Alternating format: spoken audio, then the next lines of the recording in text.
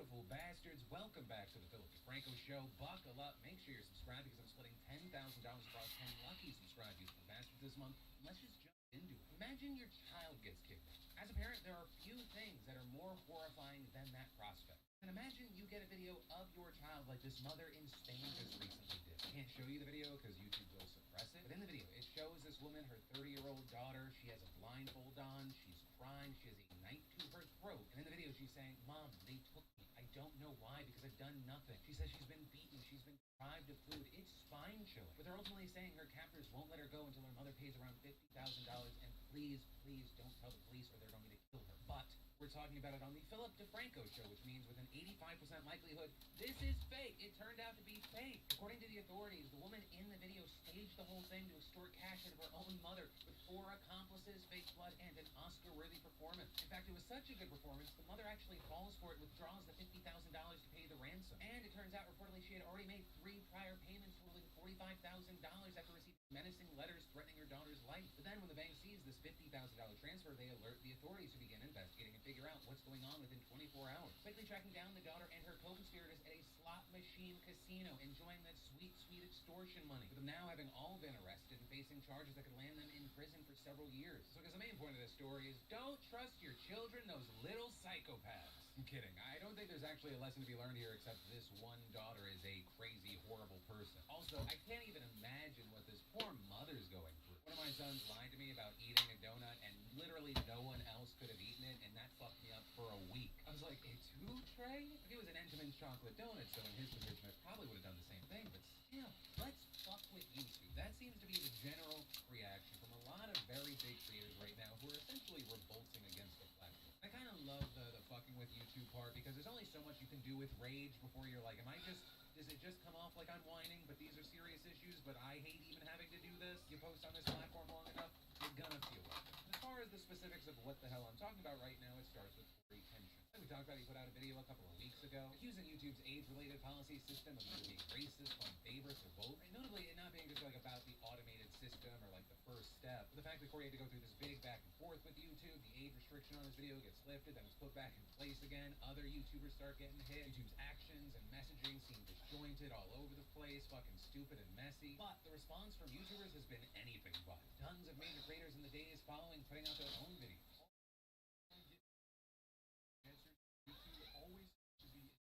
They just don't seem to have that capability. They just absolutely outright despise communication, it feels like. And that sucks because, that's the chemical X to the Powerpuff Girls formula here. If they could just explain things, their reputation would be doing a 180. But also, in addition to critiques, you had others saying, hey, let's see how far we can push YouTube. So we saw creators like Markiplier and Jacksepticeye doing try not to get age-restricted challenges, where they end up playing extremely explicit games featuring sexual content, nudity, or just very suggestive-looking images. With the caveat being, though, that they still blurred all the actual explicit parts out. Markiplier describing one video as a perfectly family-friendly video about a fun game where I am an orc who gives massages, and adding there's no reason that this video should be age-restricted whatsoever. And while it hasn't been confirmed whether this was actually connected, the same day, YouTube ended up cutting Mark's segment from a live gaming event. Though, YouTube did end up keeping in a small 1-minute section of Mark, maybe to justify the fact that they used him in the thumbnail for that video. But the conversation that Corey Kenshin stoked around YouTube and its inconsistent practices with age-restricting and determining whether a video is safe to run ads against doesn't end there. We've now seen a YouTuber by the name of Patrick CC pointing out how YouTube has this tendency to initially fully monetize videos, but then weeks or months later, it inexplicably limits ads or just removes them altogether. My Bam Margera video got blocked after 1 million views, like deleted from the platform. I censored a couple words and photos that I thought maybe were the problem. I re-uploaded it, told you guys, and now it is my biggest video that I've ever produced, ever in my career. Then they randomly deleted the comments off my Zach and Cody video after it had 2 million views. Then my Instagram clout era video got age restricted after 1 million views. If you look at this, the video is doing about 20,000 views per day, then just gets sent to the gulag. With Patrick making around $100 a day from that video until it was age restricted, where he then only got about $1 a day from it. Even now, he says he still doesn't know why it was age restricted. There's also a whole host of other problems he lists off, or things like you don't know what YouTube is ever going to deem inappropriate. Also, you can have a video that's age restricted, but then someone reacts to it and it's completely, fully monetized. But his main point boils down to this. This Stevo video that I just uploaded, I had to do multiple tests to get it monetized. And eventually, I did. There are tons of things that are blurred out in this video, and to me, it's so annoying and ruins the video, but despite that, everything is going great. The views are doing well, it's performing well in the algorithm, and people are really liking it. Then I got an email at 4 a.m. last night saying that the video is age restricted. So I checked my YouTube studio, and it still says that the video is fully monetized. Everything looks perfectly normal. It doesn't require you to sign in to watch, and it doesn't have the age restriction notice on the bottom. So then I decided to go and check the views and check it out. It's doing about 1,000, 2,000 views per hour, and then boom, straight to the gulag. And they're definitely hiding it from the algorithm because no video just drops 80% viewership ever.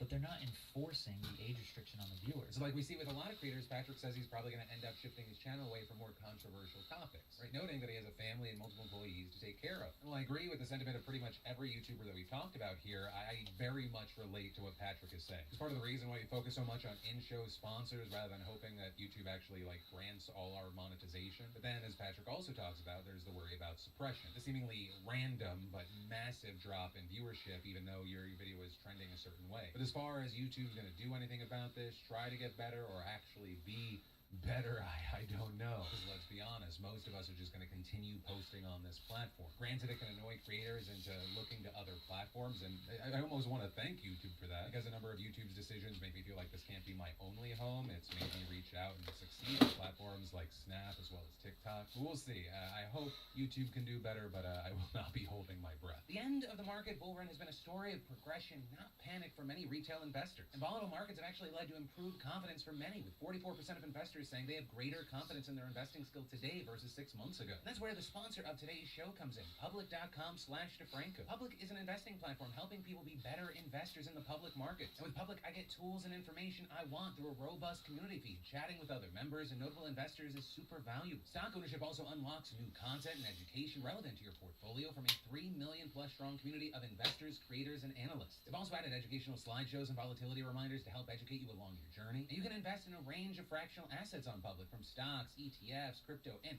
coming soon, art and collectibles all in one place. And more important than you may know, Public puts investors first. They don't sell trades to market makers or take money from payment for order flow. And for a limited time, when you sign up at Public.com/DeFranco, you'll get up to $10,000 when you transfer your account from another brokerage. Just see additional terms and conditions of this offer by following the link in the description. Shout out to the politicians in Mississippi, North Carolina, and Indiana for knowing how to ruin a good thing. So remember how a couple of weeks ago, some of you found out that you were getting $10,000 to $20,000 in student debt relief? Well, surprise, motherfucker. As it turns out, you may have to pay taxes on that debt relief as if it was regular income. But it depends on which state you live in, right? The three that I mentioned at the top have confirmed that they will consider the forgiven loans taxable income. And they're likely not alone. You have states like Minnesota, Wisconsin, and Arkansas set to do the same unless they change their laws to exempt forgiven debtors from taxation, which they haven't made a decision on yet. And as far as how much you'll owe in taxes, it depends on where you live. You have places like Clark County, for example. There, if you got $10,000 forgiven, you're looking at $523. And so online, we've been seeing this big debate with supporters of the tax putting forth all the usual arguments against student debt relief. Right there, pointing out that for a long time, the federal government and most states did tax debt forgiveness, with that only changing last year when federal lawmakers exempted student debt relief from 2022 to 2025, a move that many states followed. But then, on the other side, you have people arguing that this is just going to hurt poor people who can't come up with the cash to pay off the unexpected tax burden. And pointing out that debt forgiveness isn't the same as money earned, right? Money in your pocket that then you get to do stuff with. The taxing it is basically like taxing tax cuts. But also, at the same time, some of you are going to get good news because some states have already confirmed they will not be taxing the debt relief, with those including New York, Pennsylvania, Kentucky, Virginia, Hawaii, and Idaho. But still then, for some others, it's more ambiguous, as this expert from the Tax Foundation explains. States often don't have their own definitions, or they have provisions that are ancillarily related. So California, for instance, does not conform to federal law here. That would usually mean that it's taxable, but they have an old law in the books for some forms of student loan debt discharge. And some California officials, I think most of them, are saying, we're going to find a way to shoehorn it in here and it's going to be okay. And others are saying, we're not so sure. Maybe we need to change the law. So if you're in one of the states where this is happening, whenever the debt is forgiven, they'll count that as one big addition to your income. So you'll have to pay taxes on it all at once for whatever year you claim the relief. But until we get more information on this, I'd love to know your thoughts, especially if you're eligible for student debt relief. America is #1 in the world at fucking everything except healthcare and I guess now abortion rights and education and electronics manufacturing. I'm going to stop talking because the statement doesn't seem to be holding up now. I mean, we have more guns than people in this country, and our military could kill everyone on the planet like 12 times. So I guess there's that. But the reason I'm talking about this is specifically electronics manufacturing, because the U.S. right now is very focused on this in a number of ways. Like, for example, moving forward, any, quote, advanced technology company that receives federal funding will be barred from making new facilities in China for 10 years. And that will very likely be a ton of companies, as the U.S. just passed the $53 billion CHIPS Act. With those two things together meant to bolt... You need to log into MyGov either on the app or on the website and check if it's been paid through there. Service New South Wales, I think, yeah.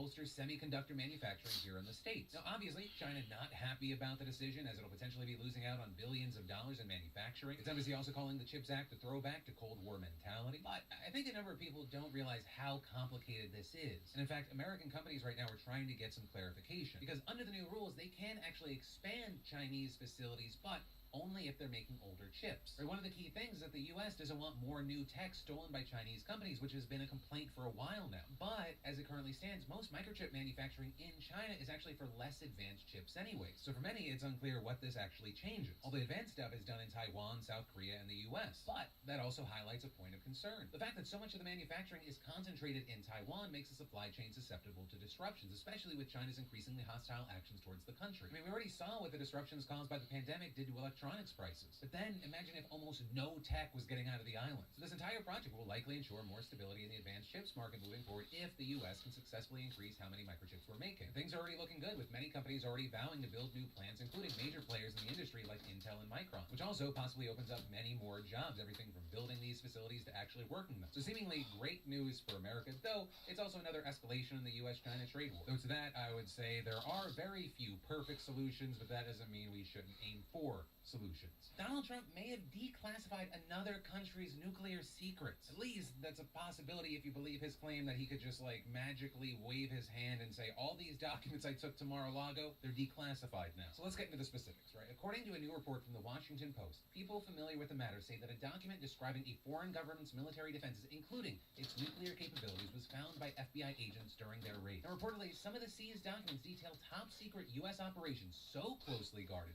that many senior national security officials are kept in the dark about them, with only the president, some members of his cabinet, or a near cabinet level official able to authorize other government officials to know details of these special access programs, according to people familiar with the search. The materials of this nature would require special clearances beyond top secret. When you're dealing with information like this, these things are kept under lock and key, almost always in a secure compartmented information facility with a designated control officer to keep careful tabs on their location. But if these allegations are true, instead Trump was keeping them in a mildewy Florida basement with questionable to no security for more than 18 months. And that's without considering why the hell he even had this information in the first place. He's no longer president. So incredibly massive news, if true, but also this is not entirely out of the blue. We know for a fact from DOJ filings that the FBI has recovered more than 300 classified documents from Mar-a-Lago in total. The department has also said that some of the documents seized in August were so high security that even the FBI counterintelligence personnel and DOJ attorneys conducting the review required additional clearances before they were even permitted to review certain documents. We also know for a fact that a grand jury subpoena issued in May demanded that he return all documents or writings in custody bearing classification marking, and the subpoena specifically listing more than 24 subclassifications of documents, including formerly restricted data, a label that primarily concerns information related to the military use of nuclear weapons. So also, I want to note here, because there's a number of misunderstandings I'm seeing online, even though formerly is in the title, that term does not mean the information is no longer classified. And so that's where we are, but as far as what happens next, that remains to be seen, because there are two massive things at play here.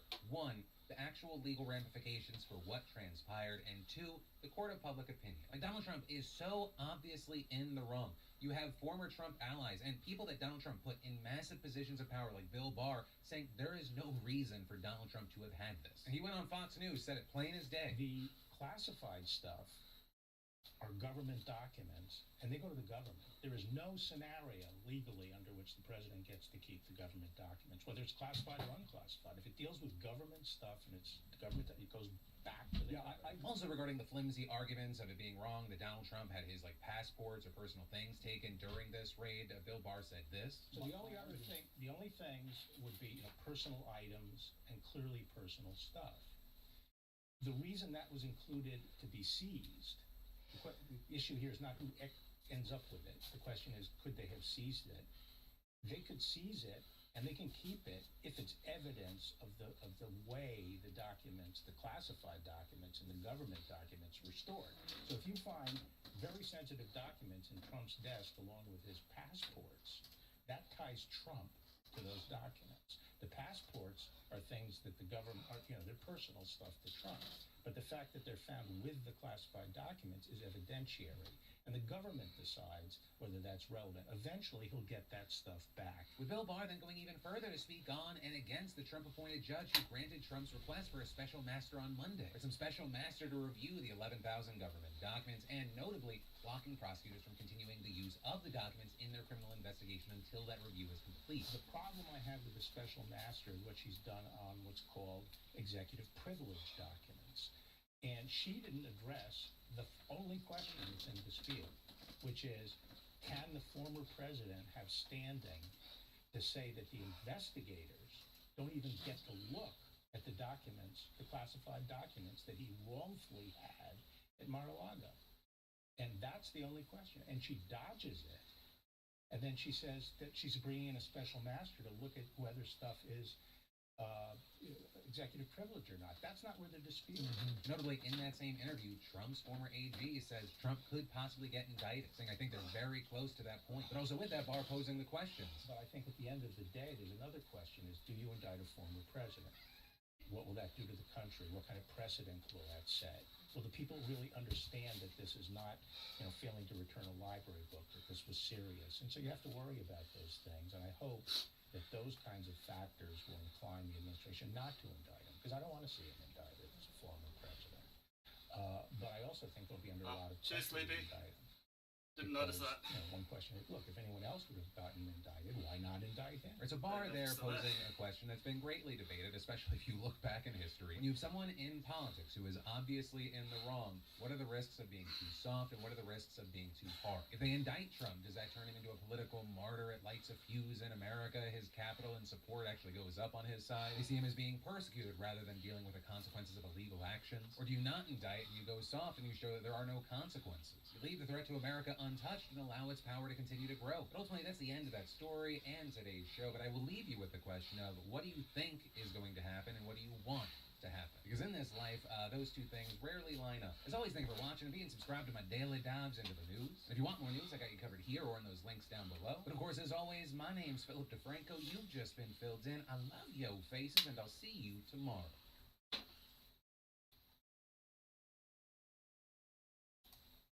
$10,000 across 10 lucky subscribe beautiful bastards this month. Let's just jump into it. First up, we have the UK in the news for two reasons. One, you likely already know about, and the other being this. It feels Black Mirror-esque, but Boris Johnson nor Liz Truss had to fuck a pig. Also, I just realized if you don't watch that show, most random sentence in the world. But the first piece of news is connected to the United Kingdom's newest game show. This is energy bills, I think, for 4 months if it stops on that. Nice. How are your energy bills? Are you a bit worried about it all? Major. Yeah. Are you? I've got one of these prepayment meters and it's absolutely murder. I like to call it the Wheel of Economic Necessity.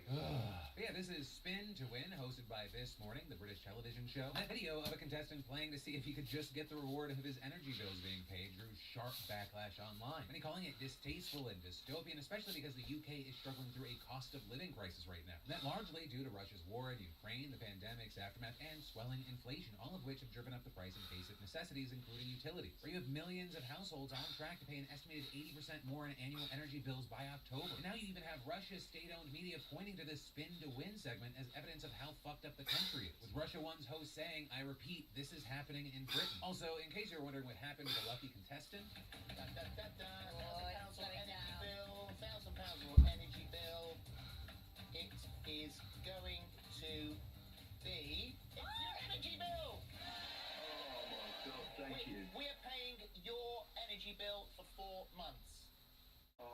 fantastic. Now, before moving forward, I want to make clear, I am not dunking on the Brits right now. I shared this story with someone I knew, and they were like, the Brits are fucking whack, and I was like, whoa, wait.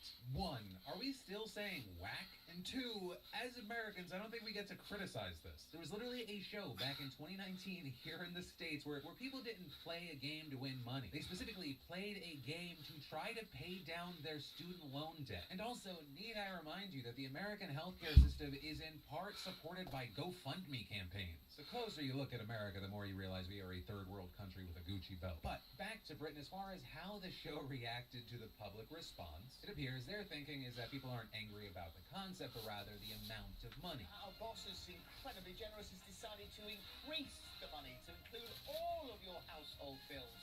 So that could be your mortgage, your petrol, your food.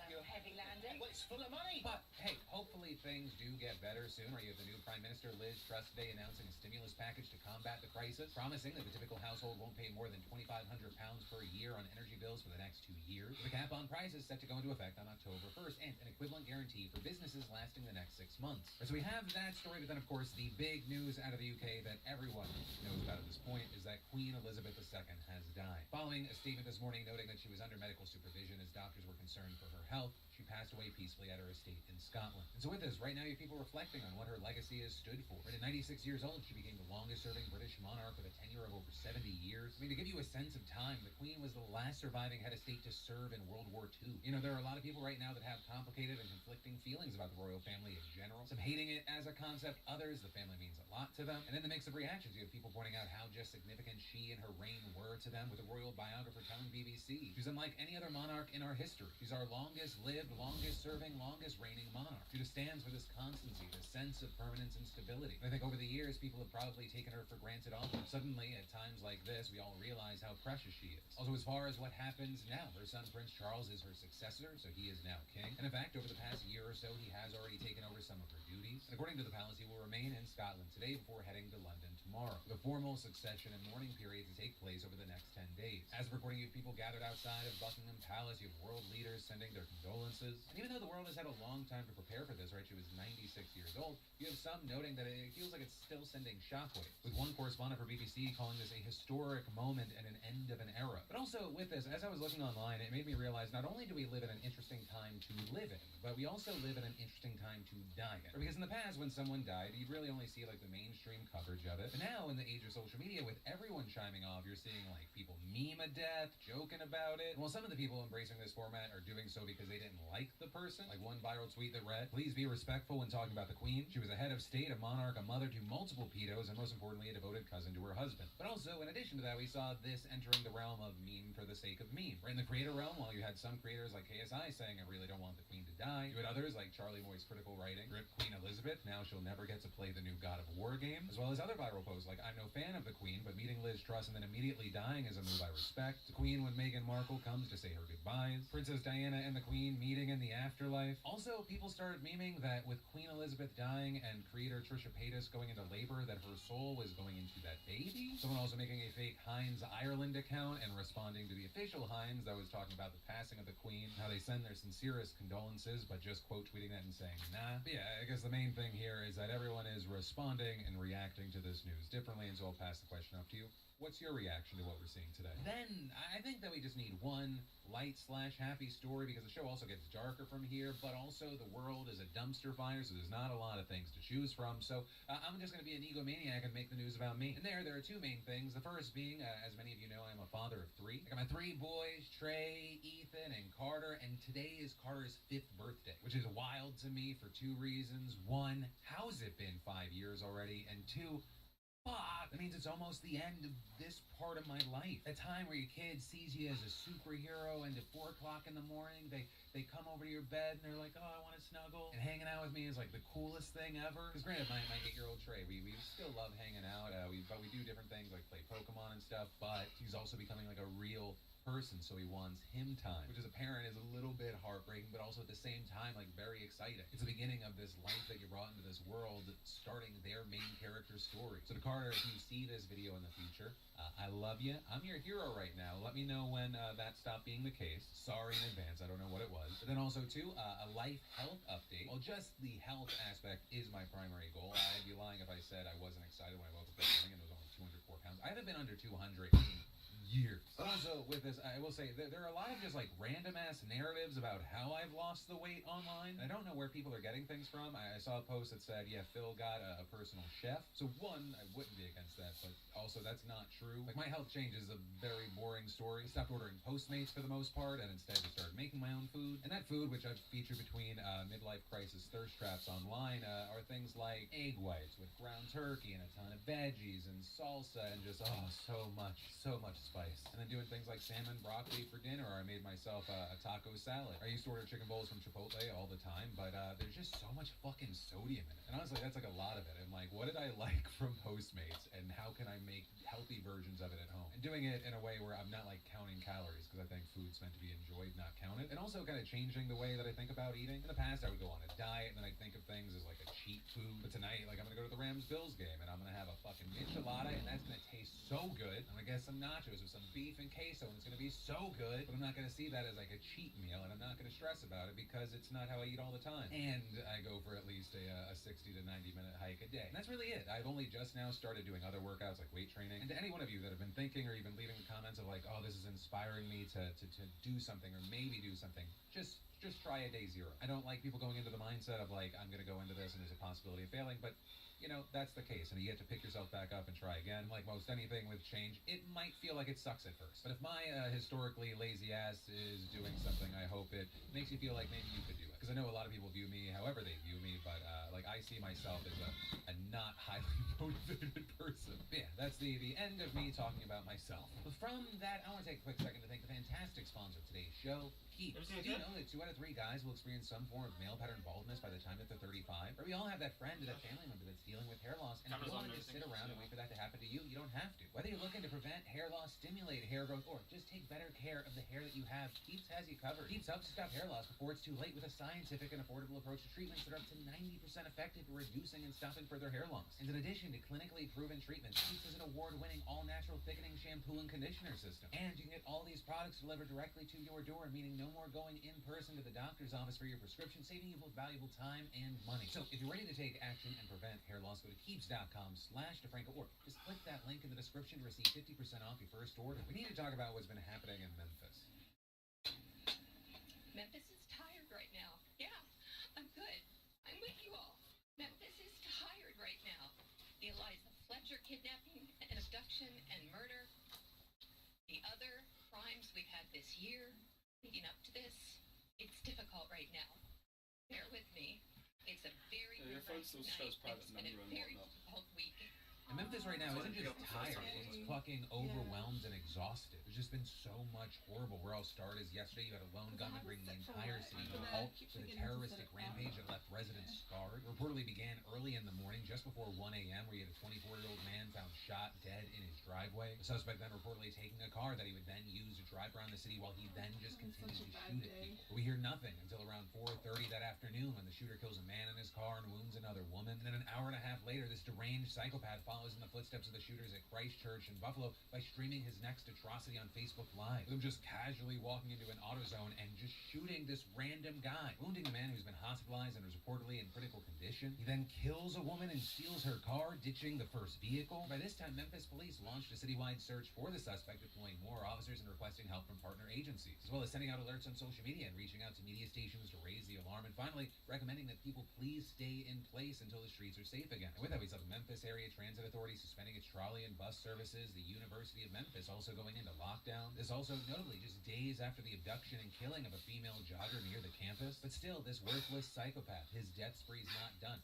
He goes on, shoots 2 more people, killing one and wounding another. He then carjacks another who luckily escapes uninjured. But it brings us to around 9 o'clock where authorities finally spot his car. It's a Dodge Challenger, and they get into this high-speed chase that ends with the gunman soon stopping, possibly crashing, though reports on that are currently uncertain. Law enforcement surrounding the vehicle, waiting for tactical units to arrive, and around 20 minutes later, reportedly talking the suspect into custody without incident. And so after this long and tragic day that horrified this community, it ended with 4 innocent people dead and 3 injured. And as far as what we know about the monster behind this, he was a 19-year-old black man who was reportedly charged with first-degree murder once before, though pleading guilty to a lesser charge of aggravated assault in April of 2021. 2021. For that, he was sentenced to just 3 years in prison, but then he was apparently released after only 11 months last March, which is why you now have Memphis Mayor Jim Strickland taking the opportunity to demand stricter criminal justice laws and saying at a press conference after the shooting, "This is no way for us to live, quote, unless there are real consequences for criminal behavior, it will continue." I agree 100%. We need our courts. We need additional state laws to stop this revolving door. And I need the public to make your voices heard by those decision makers. While you had many supporting that, you also had people on the other side saying that's not the right solution, that harsher penalties don't effectively deter crime. Also, regarding the social media aspect of this, you have Meta saying it's cooperating with law enforcement and that it's taken down the live stream videos from the shooter. Also, with this, I do want to take a second to highlight that what we saw happening in Memphis, really, I think it shines a light on the anxiety that the country's been smothered in for a while now. Right, for example, there's this new poll that found that a quarter of all American adults say that they live in fear of being attacked in their own neighborhoods. With those percentages also changing by the demographic, right? You have people of color being more likely to say this than whites, but also Native Americans far outstripping any other demographic, with 36% saying they fear being attacked. Well, of course, with this story, I want to know your thoughts. I also just want to end this story by saying my thoughts, my well wishes go out to everyone affected by this, the friends, family members, just the fucking community. It's horrifying and heartbreaking, and unfortunately, it's yet another what it feels like daily instance where it reminds us to tell the people around us we love them and don't take anything for granted because we don't know what is coming around the corner. Lock her up, build that wall, chance egged on by a man today that actually had to surrender himself to the authorities. Or we're talking about the breaking news we saw this morning that Steve Bannon has surrendered to state authorities and been charged in connection with the We Build a Wall campaign scheme that Trump had previously given him a federal pardon for. And if you don't remember this scheme or project, we talked about it on the show before, but it was an effort to crowdfund money to build parts of a wall along the U.S.-Mexico border. The project launched in 2018, ultimately raising $25 million from hundreds of thousands of donors. But then we fast forward to 2020 and we see Bannon getting unceremoniously yanked from a yacht by law enforcement, being indicted on federal charges of wire fraud, conspiracy, and conspiracy to commit money laundering. The prosecutors alleged that Bannon and others leading the campaign defrauded donors by secretly funneling donations to the president of WBTW, who had promised not to take a single penny of the money. And in addition to being accused of helping orchestrate that fraud, prosecutors also charged Bannon with taking $1 million of the funds that were raised and using it for his own personal expenses. Now, Bannon, for his part, pleaded not guilty to the charges, but before that matter could even go to trial, Trump ultimately pardoned him just hours before leaving office. And if you're thinking, okay, well, if he was already charged and Trump pardoned him for those charges, how could he be charged again? Well, that's because presidential pardons can only apply to federal cases, and these new charges were brought by state prosecutors in New York for possible violations of state-level statute. And in a statement today after the indictment was unsealed, Manhattan District Attorney Alvin Bragg said that Bannon acted as the architect of a multi-million-dollar scheme to defraud thousands of donors across the country, including hundreds of Manhattan residents. And that indictment specifically charging Bannon with 2 felony counts of money laundering, 2 counts of conspiracy, and 1 felony count of scheming to defraud. And if convicted and given the maximum sentence for the most serious charge, he could face between 5 and 15 years in prison. Bannon, for his part, echoed his past argument, saying this is all political persecution and an effort to silence him. And because it's Bannon, he said in a statement, "I have not yet begun to fight. They will have to kill me first." And honestly, I can't tell if he's just the master grifter that I think he is, or he has drank the Kool-Aid and he sees himself as the hero of his own story. So dramatic, Banny boy. Also, of note, this is just one of the legal battles that Bannon is facing right now. Just as a reminder, these latest charges come just weeks after he was convicted of contempt of Congress after refusing to comply with a subpoena from the January 6th committee to provide records and testimony. And right now, he's scheduled to be sentenced in October, with each of the 2 counts that he faces carrying a minimum of 30 days in jail and a maximum of up to a year. And for Bannon, I got fingers crossed that they sentence you to 3 months and you only serve 1 month, probably like one of your idols. Don't worry, only 1% of you were supposed to understand that reference. Which honestly, I think with it being Bannon, he wouldn't mind going to jail for a few months just so he could be like, I'm a martyr. Maybe he could use the time to write a manifesto like one of his heroes. But for now, we're gonna have to wait to see how both his sentencing in the contempt case and this trial in the fraud case play out. But ultimately, that is where that story and today's show ends. As always, thank you for watching and being subscribed to my daily dives into the news. And if you need more news before I see you again tomorrow, you can click here, or I got you in the links down below. But with that said, of course, as always, my name is Philip the Deputy Premier of New South Wales for daring to allege that he was corrupt. Yes, the Trade Commissioner guy, as seen on TV. And Naturally, to help him with the case, the New South Wales Police stuck a strike force with surveillance powers on my producer and me, then violently arrested my producer over, let's be honest, nothing. The police then dropped the charges, paid the costs, Barilaro dropped his lawsuit against me, but we wouldn't have had these victories if we couldn't represent ourselves in court. So thanks to all of you who helped us raise that $1 million to fight these battles, and to the brave journalists at Crikey who wrote pearl-clutching article after pearl-clutching article, not only about how we dared raise money to defend ourselves, but also a bunch of strange opinion pieces with kind of, I don't know, they didn't really give a clear opinion, frankly, but they were just passively aggressively snarky and boring, which I guess that's just another day in the office for Crikey. Subscribe to them now if you haven't had enough passive-aggressive bitching at your office job and you want to read it in article form. Just a month or two ago, they published an article that was originally titled, PR Guy 17 and Friendly Geordies both show defamation law working as intended. An article that claims to be analysis.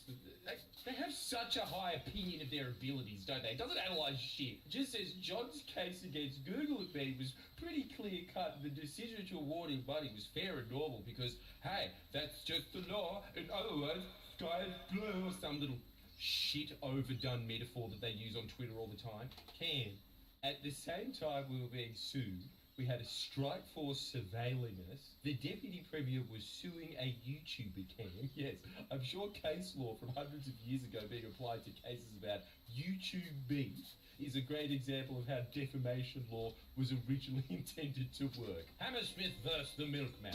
I hope my victory today is used on magical boxes that I can't fathom, showing images of moving people, constantly using this sound effect specifically. Hey, like this video if you think that sound effect is still less annoying than Crikey. Cam Wilson doesn't even bother to lay out what the imputations I was sued over were. This is the thing that shits me about this coverage. If you think my claims were indefensible, come out and take Barilaro's side on the imputations I was sued over, Cam. Come on. Say you don't think Barilaro lied to Parliament when he claimed an investment was made at arm's length when he actually signed off on it. Go do it, knock off Nate Silver. At least he actually calls things. Have some fucking nuts. No mention that the judge took John's side in denying Google and myself a jury and allowed John to hide behind parliamentary privilege so I actually couldn't mount a truth defence. No.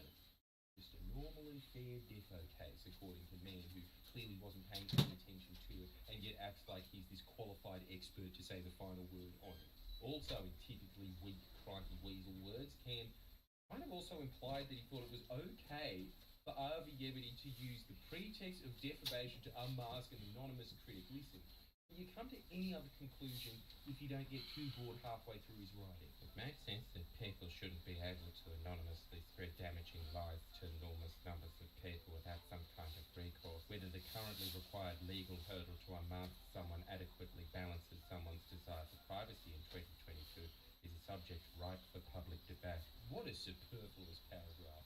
Are you trying to get your word count up here, Cam? Do you legitimately think that's a good point? Cam last year also published a very strong investigative piece that involved the forensic task of looking at how many Patreon supports we have and then guessing how much money we made. Still managed to get it wrong. He had to update the article to account for the fact that patrons can also set monthly limits. Yes, that's right. Good expose there, Cam. But perhaps my favourite article was, I call bullshit. Friendly Geordies is the Pauline Hanson of social media. He's definitely no martyr. Just like the One Nation leader, Jordan Shanks Marcavino exploits the disaffected for power and money, but he adds hypocrisy, toxic myth. It did give me pause for reflection. Anyway, you hear in the news that Crikey is being sued by Lachlan Murdoch over, let's be honest, a claim they made that, come on, maybe true, maybe not, but far less true than anything I was getting sued by Barilaro over. So of course they've stayed consistent, not egged the suit on, apologised. After all, how hypocritical would it be for Crikey to raise money on the matter? In their own words, wouldn't that be exploiting the disaffected for power and money? Oh shit. Guess that makes you the Pauline Hanson of paywalls, eh, Crikey? accusing me of exploitation for trying to keep my producer out of prison. Yes, I'm really gaming the system here. The only way Crikey would even be moderately comparable is if we wrote a letter to the fixated persons and were daring them to arrest us, which, come to think of it, that'd actually be pretty boss. After spending a year accusing me of all sorts of cynical ploys for daring to defend myself in legal cases I didn't ask for, Crikey literally went out of their way to beg to be sued by Lachlan Murdoch, desperately chasing the clout. Published an open letter actually daring him to do it, which, guys, if you want to get sued, it's a bit desperate. Got a spare Lady Luigi costume if you'd like to borrow it, which I unfortunately found out really pisses some people off. In fact, the man who wrote the article that is the subject of the lawsuit even himself accused me of using the Pauline Hanson playbook to wealth and influence. This is a fantastic piece from Tori Shepherd on how YouTuber Jordan Shanks Marcovino is following the Pauline Hanson playbook to wealth and influence. That is a fucking defamatory, untrue, and now blatantly hypocritical thing to claim for this Henry Rollins if he wasn't sober. Look at him. He looks like if Henry Rollins had all of the personality sucked out of him and replaced with life regret. And I didn't sue crap flag here. In fact, all that said, I'll give Crikey a bit of money for the defence fund. You must now understand how much of a feat it was that Lachlan Murdoch came away as a bigger than Crikey in this ordeal. Lachlan runs essentially a defamation factory, which, yeah, good on your freedom of speech, Lachlan. But come on, let Crikey continue with their $2 shop CNN polemics without threatening to sue them. I'm sorry, but did it...